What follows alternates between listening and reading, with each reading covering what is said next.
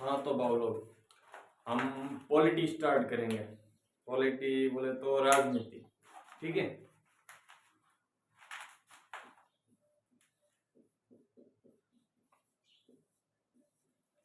Polity को हम पूरी विस्तार से पढ़ेंगे, जो मतलब उच्च लेवल तक के एग्जाम, हाई लेवल एग्जाम तक, चाहे आरएस के हो, चाहे यूपीएससी एग्जाम हो, चाहे किसी भी स्टेट बीसीसी के एग्जाम हो, तो उस लेवल की हम पॉलिटी पढ़ेंगे। सबसे पहले देखेंगे हम पॉलिटी की शुरुआत कहाँ से करेंगे, कहाँ से हम पॉलिटी पढ़ेंगे, ठीक है। पॉलिटी को हम शुरुआत से प्रस्तावना से पढ़ेंगे, क्योंकि प्रस्तावना को संविधान का भाग माना जाता है। मतलब कि वहां से मतलब कुछ फैक्ट उठते हैं क्वेश्चन के, तो वहां से हम पॉलिटी की शुरुआत करेंगे, ठीक है।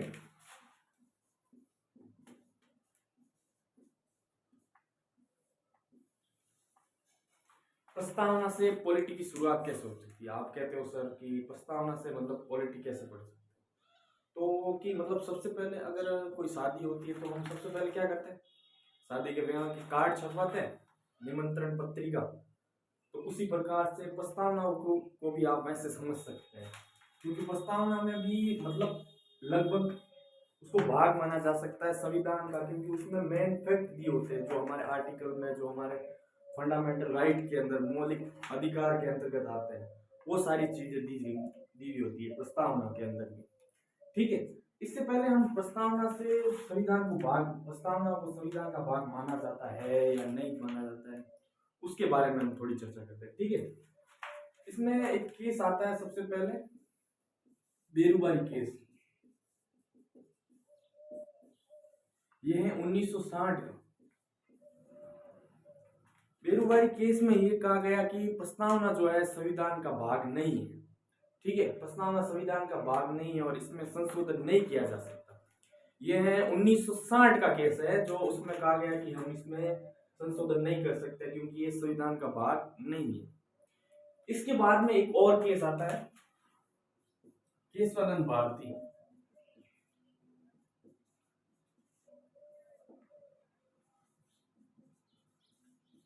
ये केरल राज्य में होता है, नाम केरल राज्य।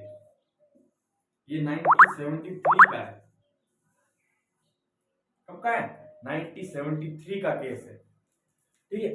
तो इसमें कहा गया कि प्रस्तावना जो है वो संविधान का भाग है और इसमें संशोधन किया जा सकता है, लेकिन इसमें यह भी कहा गया कि इसमें संशोधन तो किया जा सकता है, लेकिन इसमें जो है मतलब संविधान रूप से, मौलिक रूप से प्रभावित नहीं होना चाहिए ज्यादा, ठीक है। तो इसमें मतलब संशोधन किया जा सकता है। इसमें कहा गया कि प्रस्तावना में संशोधन किया जा सकता है। इसी अमेंडमेंट के मतलब इसी के बाद में इसमें लगभग 13 जजों की बैठक बैठी थी। आज तक की सबसे बड़ी बैठक बैठी थी 13 जजों की, जिसमें 6-5 से फैसला आया था। 6 ने कहा मतलब 6 सदस्यों ने कहा कि मतलब कि प्रस्तावना में संशोधन किया जा सकता है, ये संविधान का भाग है, लेकिन इससे संविधान का मूल ढांचा प्रभावित नहीं होना चाहिए। इसीलिए इसमें संशोधन करके 3 शब्द जोड़े गए थे बाद में, ठीक है। 3 शब्द जोड़े गए प्रस्तावना। कौन कौन से? समाजवाद,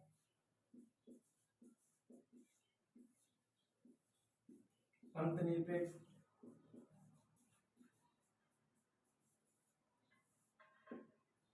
और अखंडता।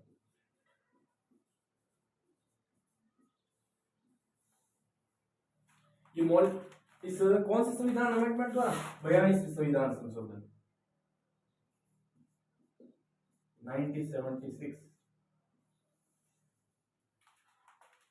ये सारे जो भी संशोधन है वो मैं आपको अलग से एक टॉपिक में पढ़ाऊंगा, लेकिन इससे पहले मैं आपको बता देता हूँ, इसमें मतलब 3 शब्द जोड़े गए थे, समाजवाद, पंथ निरपेक्ष और अखंडता। अब इसमें समाजवाद का मतलब क्या है? समाजवाद का मतलब है कि समाज में कोई भी ऊंच नीच, भेदभाव, मतलब छुआछूत का, जैसे आर्टिकल 17 पढ़ेंगे उसमें हम अस्पृश्यता कानून पढ़ेंगे, मतलब छुआछूत, भेदभाव कानून, समानता सभी में, जो मौलिक अधिकार के अंतर्गत जो भी चीजें पढ़ेंगे वो समाजवाद के अंदर, मतलब ना तो रंग को लेकर भेदभाव होना चाहिए, ना मतलब जातिवाद को, ना धर्म को, उसमें सामाजिक रूप से सभी एक रूप से समान है। अब कौन? पंथ निरपेक्ष। पंथ निरपेक्ष का अर्थ है कि भारत का कोई भी राष्ट्र धर्म नहीं है। भारत जो है वो धर्म निरपेक्ष राष्ट्र नहीं है, वो भारत जो है पंथ निरपेक्ष राष्ट्र है। भारत सभी धर्मों को समान रूप से महत्व देता है, क्योंकि भारत के अंदर सभी लोग समान रूप से मतलब सभी धर्म के लोग समान रूप से निवास करते हैं। इसका मतलब उनके साथ ऐसा नहीं है कि किसी के साथ ऊंच नीच का भेदभाव किया जाएगा, ऐसा नहीं है। हम किसी के साथ में भेदभाव नहीं करेंगे। तो मतलब सभी रूप से पंथ निरपेक्ष। आपको मतलब 2 नंबर के या कोई क्वेश्चन में पूछा जा सकता है कि पंथ निरपेक्ष का अर्थ क्या है, तो आप उसमें मतलब लिख सकते हो कि भारत जो है मतलब धर्म निरपेक्ष नहीं है, वो पंथ निरपेक्ष है, क्योंकि भारत में किसी भी धर्म को विशेष रूप से महत्व नहीं दिया है, क्योंकि भारत का कोई राष्ट्रीय धर्म नहीं है। ठीक है, ये पंथ निरपेक्ष है। इसमें अखंडता और अखंडता मतलब अखंडता की मतलब ये है कि भारत में मतलब उसको खंडित नहीं किया जा सकता, उसको विघटित नहीं किया सकता। ठीक है, भारत एक मतलब संघ पूरा राज्य है, मतलब संघ संघ पूरा एक राज्य है, तो उसको मतलब खंडित विघटित नहीं किया जा सकता। एकता है उसके अंदर पूरी। इसके अंदर कौन से शब्द जोड़े गए? 3 शब्द जोड़े गए, ये याद रखना है। समाजवाद, पंथ निरपेक्ष और अखंडता, ये तीनों शब्द जोड़े गए। ठीक है, उसके बाद में हम जो प्रस्तावना के अंदर जो जो मतलब मेन फैक्ट आएंगे, जैसे आपसे पूछा जा सकता है न्याय कितने प्रकार का होता है, कितने प्रकार की स्वतंत्रता का उल्लेख है, ऐसे मतलब मेन चीजें पूछी जा सकती है। उससे पहले हम एक राज्य बनने के लिए क्या क्या चीजें जरूरी होती है। क्या 1947 से पहले भारत एक पूरा देश था? क्या एक राज्य था? उसके संबंध में हम पर चर्चा करेंगे कि था या नहीं था, मतलब किस प्रकार से एक देश बनने के लिए क्या क्या चीजें जरूरी होनी चाहिए, उसके बारे में हम चर्चा करेंगे। ठीक है,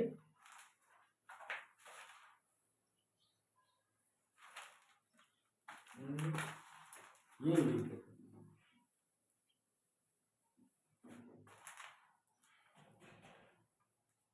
देखिए, सबसे पहले एक राज्य बनने के लिए क्या क्या चीजें जरूरी होती है। सबसे पहले एक निश्चित भूभाग होना चाहिए। अगर एक निश्चित भूभाग, मान लो किसी देश का एक निश्चित भूभाग सीमा होगी, तभी तो वो एक राज्य कहलाएगा, मतलब एक स्टेट कहलाएगा कि मतलब ये पूरा एक भूभाग क्षेत्र है, वो एक पूरा देश है। तो इसके लिए एक निश्चित भूभाग होना चाहिए, निश्चित भूभाग। भूभाग यानी लैंड, जमीन, भूमि। ठीक है, और जनसंख्या होनी चाहिए। अब आप कहोगे कि सर ये जनसंख्या के आगे तो आपने निश्चित नहीं लगाए। अब जनसंख्या कितनी भी हो सकती है किसी देश में, कितनी भी हो सकती है, 100 करोड़ हो सकती है, 140 करोड़ हो सकती है, 20 करोड़ हो सकती है, जनसंख्या के लिए निश्चित नहीं कह सकते। ठीक है, जनसंख्या होनी चाहिए, वो मतलब कितनी भी हो सकती है, लेकिन भूभाग की एक सीमा निश्चित होती है, इसकी एक बाउंड्री होती है कि इतने एरिया में हमारा एक भूभाग निश्चित है। ठीक है, उसके बाद में क्या होगी, एक सरकार।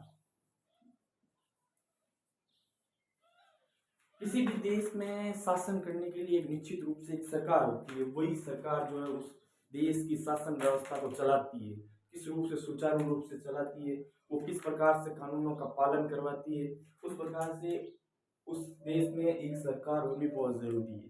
ठीक है, होनी चाहिए सरकार। उसके बाद में चौथी चीज है संप्रभुता।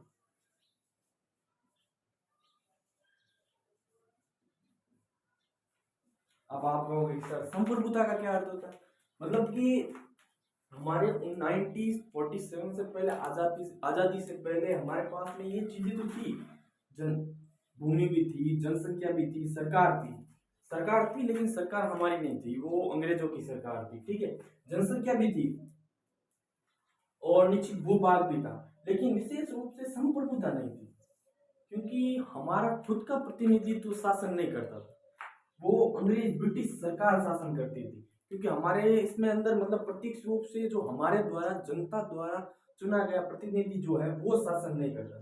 अब संप्रभुता का अर्थ हम इससे ले सकते हैं कि जिसमें हमारा खुद का प्रत्यक्ष रूप से निर्वाचित प्रतिनिधि होगा, जैसे आप संसद कहते हो, एमएल एमपी कहते हो, मेंबर ऑफ पार्लियामेंट, वो जो है वो शासन करता है कि मतलब हम उसे वोट देंगे, वो चुना जाएगा, वो शासन करता है। तो वो आता है संप्रभुता के अंतर्गत, हमारे वो हमारे द्वारा प्रत्यक्ष रूप से चुना गया है, उसे कहते हैं संप्रभुता। ठीक है, वो संप्रभुता के अंतर्गत आता है। अब एक निश्चित किसी भी देश या राज्य बनने के लिए, पूरा राज्य बनने के लिए, उसके लिए एक ये चारों चीजें होनी बहुत जरूरी है।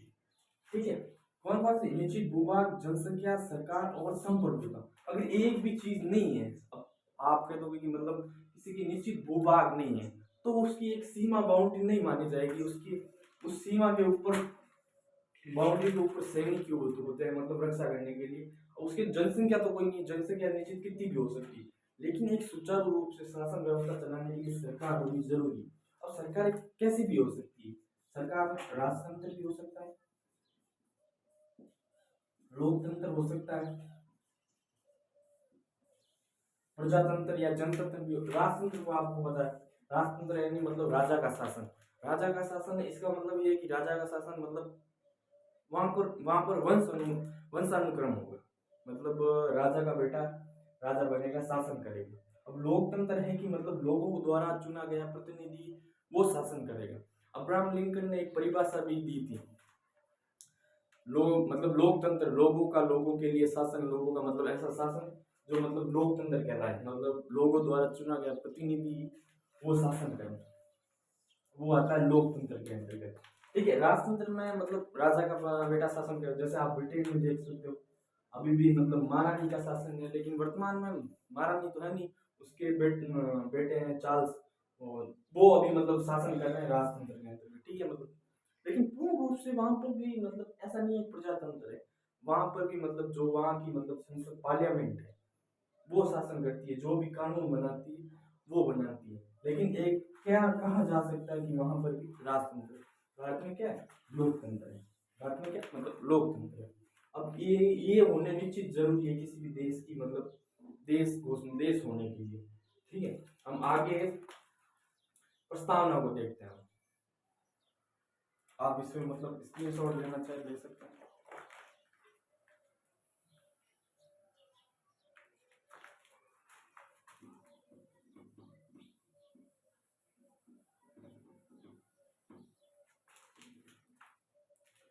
अब हम प्रस्तावना में कौन कौन सी मेन चीजें हैं, जो महत्वपूर्ण चीजें हैं जो हमारे एग्जाम के लिए जरूरी है। अब आपसे पूछा जा सकता है, कोई ऑब्जेक्टिव क्वेश्चन में पूछा जा सकता है कि प्रस्तावना में भारत शब्द का उल्लेख कितनी बार हुआ, इंडिया शब्द का उल्लेख कितनी बार हुआ। जैसे हम पढ़ते हैं, हम भारत के लोग, हम भारत के लोग, भारत को संपूर्ण प्रभुत्व संपन्न बनाने के लिए, तो इसमें भारत शब्द का उल्लेख 2 बार हुआ है। ठीक है, छोटे एग्जाम में मतलब हो सकता है कि आपसे पूछा जा सकता है इंडिया शब्द का उल्लेख कितनी बार हुआ है, तो इंडिया शब्द का उल्लेख इसमें 2 बार हुआ है। अब पहली लाइन में ये कि हमने प्रस्तावना कहाँ से ली, प्रस्तावना हमने किस देश के संविधान से उठाई है, प्रस्तावना हमने अमेरिका के संविधान से उठाई है। किस देश से ली है, अमेरिका संविधान से, यूएसए, अमेरिका के संविधान से हमने प्रस्तावना उठाई है। और हमने इस प्रस्तावना की भाषा कहाँ से ली, प्रस्तावना की भाषा जो है हमने ऑस्ट्रेलिया से ली, ऑस्ट्रेलिया देश से हमने जो है ये प्रस्तावना की जो है वो भाषा हमने ऑस्ट्रेलिया देश से उठाई है। ठीक है, ऑस्ट्रेलिया से हमने इसकी भाषा उठाई। अब इसके बाद में है संपूर्ण प्रभुत्व संपन्न लोकतंत्र गणराज्य। ठीक है, अब इसमें लोकतंत्र का तो आपको मैंने बता दिया, लोगों के लिए लोगों का शासन, मतलब जनता द्वारा चुना गया प्रतिनिधि वही शासन करता है, वो तो हो गया लोकतंत्र। और इसके बाद में मैंने आपको संप्रभुता भी बताया।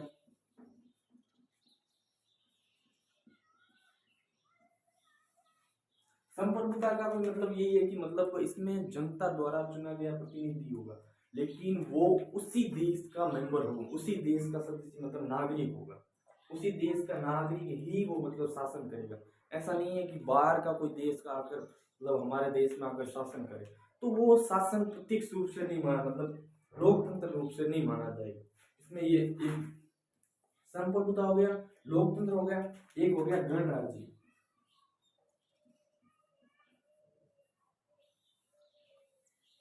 मतलब इसके अंदर गणराज्य के अंदर ये है कि हमारा जो प्रतिनिधि होगा वो वंशानुक्रम नहीं होगा, मतलब उसका मतलब वंशानुक्रम नहीं होगा, उसका मतलब प्रत्येक रूप से उसका भी मतलब चुनाव होगा, वो आएगा गणराज्य के अंतर्गत। जैसे हमारा राष्ट्रपति है, लेकिन वो चुना जाता है अप्रत्यक्ष रूप से चुना जाता है, जो हमारे द्वारा ही एमपी चुने जाने वाले एमपी मेंबर ऑफ पार्लियामेंट और एमएलए होते हैं, जो विधायक होते हैं, वही जो है मतलब इनका मतलब राष्ट्रपति का मतलब राष्ट्रपति के लिए राष्ट्रपति को वोट देते हैं, उसी के द्वारा वो चुने जाते हैं, अप्रत्यक्ष रूप से शासन करते हैं। कौन? राष्ट्रपति। ठीक है, और ये गणराज्य का कर्तव्य है। और हमने ये प्रस्तावना की भाषा कहाँ से ली? ऑस्ट्रेलिया के संविधान से ली। इसके आगे देखते हैं।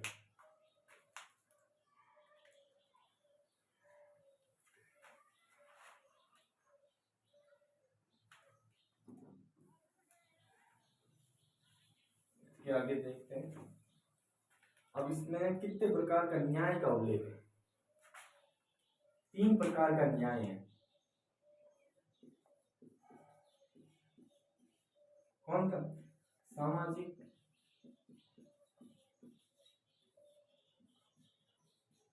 आर्थिक और राजनीतिक।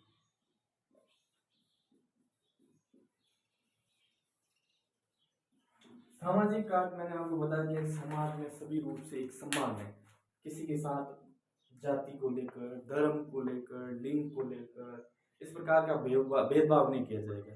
इसका मतलब है छुआछूत का, सभी एक रूप से सम्मान है। सामाजिक रूप से सभी भारत के सम्मान नागरिक, तो उनके साथ में आप भेदभाव नहीं कर सकते। ऐसा नहीं है कि मतलब किसी धर्म के आधार पर हम भेदभाव कर रहे हैं, हिंदू मुस्लिम, क्योंकि भारत किसी भी राष्ट्र को मतलब धर्म राष्ट्र, धर्मनिरपेक्ष राष्ट्र नहीं है, पंथ निरपेक्ष देश है। तो इसमें सामाजिक रूप से सम्मान। अब आर्थिक आर्थिक रूप से मतलब आर्थिक रूप से सम्मान के मतलब आर्थिक रूप से मतलब इसमें ये है कि योग्यता के अनुसार आपको मतलब जो भी मतलब आर्थिक चीजें वो उपलब्ध करवाई जाए।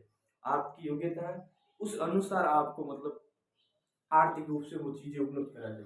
अगर आपकी योग्यता है मतलब एक सरकारी नौकरी चुनी लेने की, तो आप उसके अनुसार आर्थिक रूप से मतलब उस चीज के योग्य है तो आप सरकारी नौकरी के लिए आवेदन करें।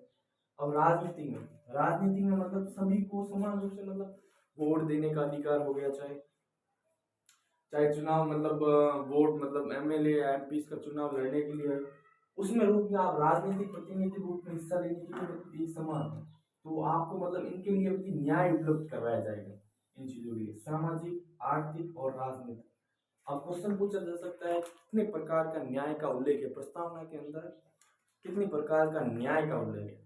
तो आप कह सकते हो कि मतलब 3 प्रकार के न्याय का उल्लेख है प्रस्तावना। कितने प्रकार का? 3 प्रकार का न्याय है। इसके आगे देखते हैं।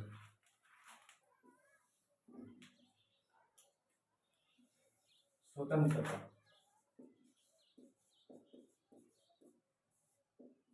5 प्रकार की स्वतंत्रता का उल्लेख है। कौन कौन सी? विचार, अभिव्यक्ति, धर्म,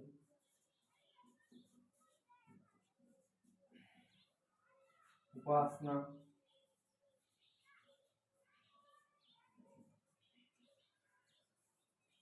विश्वास। इसको 5 मतलब इसमें 5 प्रकार की स्वतंत्रता, इनको हम विस्तार रूप से जो आर्टिकल 19 है, जो हमारे मौलिक अधिकार है, उनके अंतर्गत हमें इनसे विस्तार से पढ़ेंगे। लेकिन आपको मैं ऐसे विचार की सभी को समान रूप से अपने विचार रखने, विचार प्रस्तुत करने की स्वतंत्रता है कि उन्हें बोलने की मतलब विचार करना, हम अपने विचार रख सकते हैं किसी के सामने, सामने वाला माने या नहीं माने, लेकिन स्वतंत्र रूप से हम स्वतंत्र है, अपने विचारों को प्रदान करने के लिए स्वतंत्र है। ठीक है, अभिव्यक्ति, हम अपने भावों को अभिव्यक्त कर सकते हैं, अभिव्यक्ति करने की स्वतंत्रता। हम धर्म हमें कोई भी धर्म अपनाने की स्वतंत्रता, चाहे हिंदू हो, मुस्लिम हो, सिख, ईसाई, बौद्ध, जैन, कोई भी धर्म है वो हम अपनी मर्जी से अपना सकते हैं, क्योंकि भारत किसी भी धर्म को विशेष रूप से महत्व नहीं देता।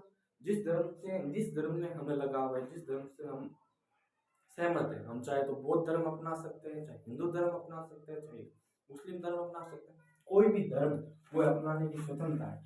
अब किसी भी धर्म के लिए हम उपासना कर सकते हैं, उपासना, ये उपासना की स्वतंत्रता है। और विश्वास की, आपकी मर्जी, आप किसी में भी विश्वास कर सकते हैं, हमारी मर्जी क्यों, हम स्वतंत्र हैं, किसी भी चीज में विश्वास कर सकने के लिए हम स्वतंत्र हैं। तो ये 5 प्रकार की स्वतंत्रता, इनको हम विस्तार रूप से आर्टिकल 19 में पढ़ेंगे, क्योंकि आर्टिकल 19 में जो स्वतंत्रता का उल्लेख है, उन स्वतंत्रता का उल्लेख, उनमें स्वतंत्रता दी गई है, उन स्वतंत्रताओं को हम पढ़ेंगे आर्टिकल 19 के अंतर्गत। ठीक है, ये मतलब ये हो गया मतलब न्याय हो गया, स्वतंत्रता हो गई। ठीक है।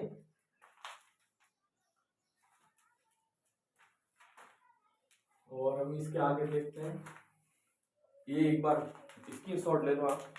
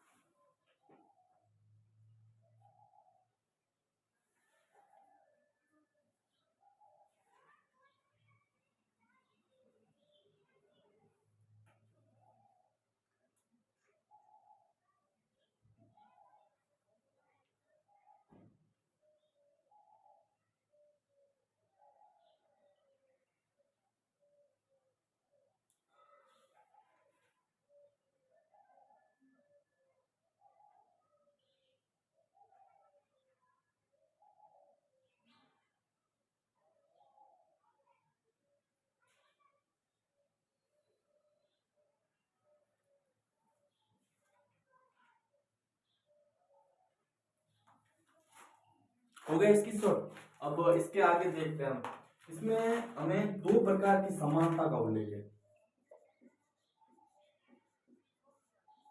अवसर और प्रतिष्ठा की।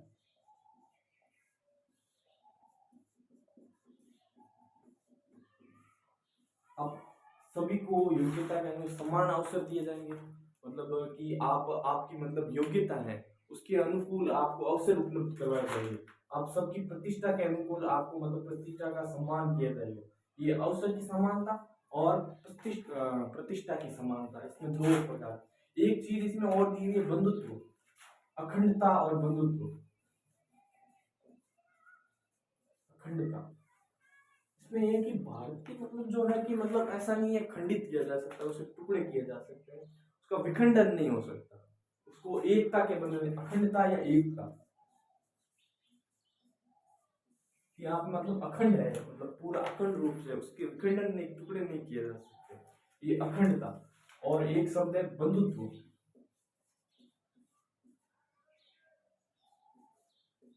इसमें कि मतलब भाईचारे की भावना, सभी के रूप में मतलब एक समान, सभी जो भी मतलब व्यक्ति है मतलब दूसरे के प्रति समान रूप से भावना रखे, तो बंधुत्व की भावना मतलब भाईचारे की भावना, तो वो है बंधुत्व के अंदर।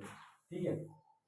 अब इसे कब मतलब अपना लिया गया, ये पूरा मतलब इसके लास्ट में मार्ग शुक्ल सप्तमी 2000 मतलब विक्रम संवत और शक संवत 2006, या इसकी मतलब डेट कैसे लिखते हैं, डेट लास्ट में जो अपने गई 26 नवंबर 1949, 26 नवंबर 1949 को मतलब इसको पूरा मतलब अपना लेंगे। अब इसमें कौन कौन से क्वेश्चन बन सकते हैं, आपसे पूछा जा सकता है कि इसमें कितने प्रकार का न्याय का उल्लेख है, तो आप बताओगे सामाजिक, आर्थिक और राजनीतिक, 3 प्रकार के न्याय का उल्लेख है। कितने प्रकार की स्वतंत्रता का उल्लेख है, विचार, अभिव्यक्ति, धर्म, उपासना और विश्वास, 5 प्रकार की स्वतंत्रता का उल्लेख है। अब इसकी भाषा कहाँ से ली गई है, वो ऑस्ट्रेलिया के संविधान से ली गई है, आप ये बता सकते हो। ये प्रस्तावना कहाँ से उठाई गई है, वो यूएसए के संविधान से उठाई गई है, मतलब अमेरिका के संविधान से। और इसमें क्वेश्चन ये मेन पूछा जा सकता है केशवानंद भारती मतलब केरल राज्यवाद के बारे में आप बताओ, तो इसके बारे में आप ये बता सकते हो कि मतलब ये 1973 के अंतर्गत आया था, और इसमें बताया गया कि मतलब सभी प्रस्तावना जो है वो संविधान का भाग है, इसमें संशोधन किया जा सकता है, लेकिन इससे संविधान का जो है मूल ढांचा प्रभावित नहीं होना चाहिए, बस इसमें ये कहा गया। ठीक है।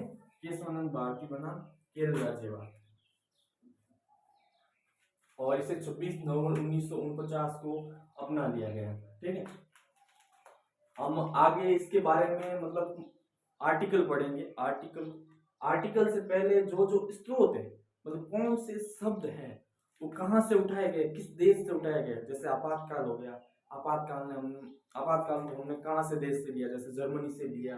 जैसे संविधान संशोधन की प्रक्रिया है वो हमने कहाँ से ली, अफ्रीका से, दक्षिणी अफ्रीका से ली। वो जो भी चीजें हैं उसमें से क्वेश्चन बनता है, तो वो हम आगे इसके मतलब आगे वाले पार्ट में, नेक्स्ट पार्ट में करेंगे। ठीक है, और इसमें हम पूरी पॉलिटी पढ़ेंगे।